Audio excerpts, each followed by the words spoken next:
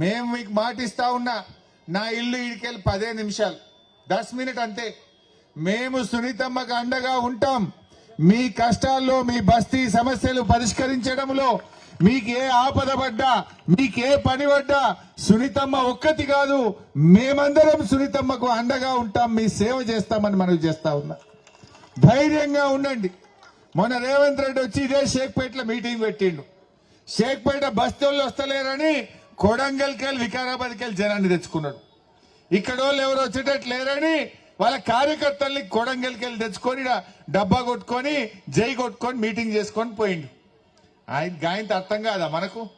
ఈడ చూస్తే మొత్తం అచ్చంగా ఈ అంబేద్కర్ నగర్ బస్తీ వాళ్ళు, మా షేక్పేట అక్కా చెల్లెళ్ళు అన్నదమ్ములు తప్ప బయట వాళ్ళు ఒక్కరు కూడా లేరు. ఈడ మీరు ఆలోచన చేయండి. ఏమైంది రేవంత్ రెడ్డి? ఎన్ని మాటలు చెప్పిండు అక్క, ఎన్ని మాటలు చెప్పిండు. నేను గెలువంగానే అక్క చెల్లెలకు మహాలక్ష్మి ఇస్తా అన్నాడు. అంటే 2500 రూపాయలు వచ్చిందా ఎవరికన్నా? ఎవరికి వచ్చిందట కదమ్మా? రాలే. మహాలక్ష్మి రావాలనా వద్దా? రావాలంటే కారుకి వెయ్యాలి. ఏమంటాడు రేవంత్ రెడ్డి? ఇప్పుడు మహాలక్ష్మి ఎగబెట్టిండు, 2000 పింఛన్ 4000 చేస్తా అన్నాడు. ఇయ్యలే, ఇచ్చిండా? ఇయ్యలే కదా. తులం బంగారం వచ్చిందా? మరి ఏది ఇవ్వకుండా మీరు ఎవరన్నా ఓటేసింది అనుకో, ఏమంటాడు? నేను అన్ని ఎగబెట్టినా నాకే వేసింది, ఇచ్చేది లేదు పో అంటాడు. ఇప్పుడు ఆయనకి ఎట్లా తెలవాలి? ఇప్పుడు జూబ్లీ హిల్స్ గెలిచినా రేవంత్ రెడ్డి ఉంటాడు, ఓడినా రేవంత్ రెడ్డి ఉంటాడు. కానీ ఆయనకు సురుకు పెట్టాలి. ఆయనకి ఏమర్థం కావాలి? నేను మహాలక్ష్మి అక్క చెల్లెలకు ఎగబెట్టిన కనుక నన్ను ఓడగొట్టిండ్రు, నేను తులం బంగారం ఇయ్యలేదు కనుక నన్ను ఓడగొట్టిండ్రు, అవ్వ తాతలకు 4000 పింఛన్ ఇయ్యలేదు కనుక నన్ను ఓడగొట్టిండ్రు అంటేనే గప్పుడు ఆలోచిస్తాడు, మనకు అన్ని ఇస్తాడు. మేము కూడా అసెంబ్లీలో గట్టి కొట్లాడద్దా మీకోసం? రేపొద్దున మీరు సునీతమ్మని గెలిస్తే నేను, మా ప్రశాంత్ అన్న, సునీతమ్మ, మా దేశపతి అన్న గల్లా పట్టుకొని రేవంత్ రెడ్డిని నిలదీస్తాం. బిడ్డ జూబ్లీ హిల్స్ లో కర్రు కాల్చి వాత పెట్టిర్రు, ఇప్పుడన్న మహాలక్ష్మి ఇస్తావా ఇయ్యవా నీ సంగతి ఏందని అడుగుతాం. బిడ్డ 4000 పింఛన్ ఇంకెప్పుడు ఇస్తావని గల్లా పట్టుకొని నిలదీయగలుగుతాం. అదే మన కేసీఆర్ సార్, ఇజ్జత్దార్, కామ్దార్, మాట మనిషి మన కేసీఆర్. ఆనాడు 200 పింఛన్ 2000 ఎవరు చేసిండ్రమ్మా? ఎవరు చేసిండ్రు?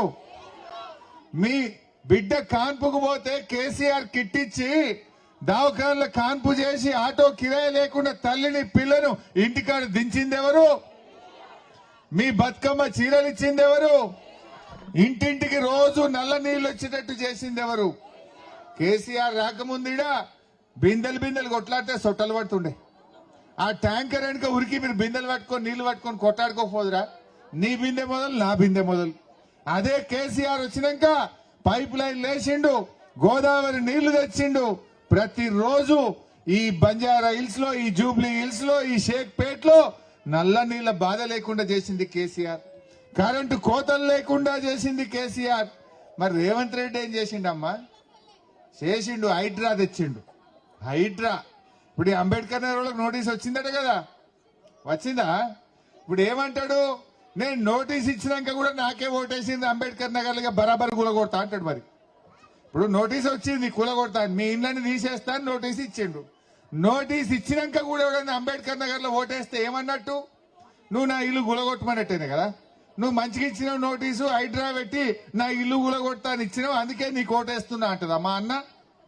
ఏం చెల్లే, ఇల్లు గులగొడతామన్నాక కూడా ఎవడన్నా ఓటేస్తాడా?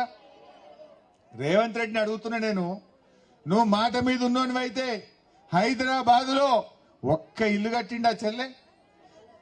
ఒక్క ఇల్లు కట్టిండా? కేసీఆర్ 1,00,000 ఇండ్లు కట్టిండు, కానీ రేవంత్ రెడ్డి 1,00,000 ఇండ్లు కూలగొట్టిండు. మరి కట్టినోడు కావాలన్నా కూలగొట్టినోడు కావాలన్నా? బాగా ఆలోచించండి. అందువల్ల ఈ హైడ్రా బారి నుంచి ఈ ప్రజలు తప్పించుకోవాలంటే మనం అందరం కూడా రేవంత్ రెడ్డి గుణపాఠం చెప్పాలి. ఇది 4 లక్షల మంది జూబ్లీ హిల్స్ భవిష్యత్తు కాదు, 4 కోట్ల ప్రజలు మీ దిక్కు చూస్తున్నారు. జూబ్లీ హిల్స్ లో రేవంత్ రెడ్డిని ఓడగొడితే నాకు 4000 పింఛన్ వస్తుందని మహబూబ్ నగర్ లో ఉన్న అవ్వ చూస్తున్నది. జూబ్లీ హిల్స్ లో రేవంత్ రెడ్డిని ఓడగొడితే నాకు 2500 వస్తుందని నల్లగొండ చెల్లె మీ దిక్కు చూస్తున్నది. జూబ్లీ హిల్స్ లో ఈ రేవంత్ రెడ్డికి కర్రుగా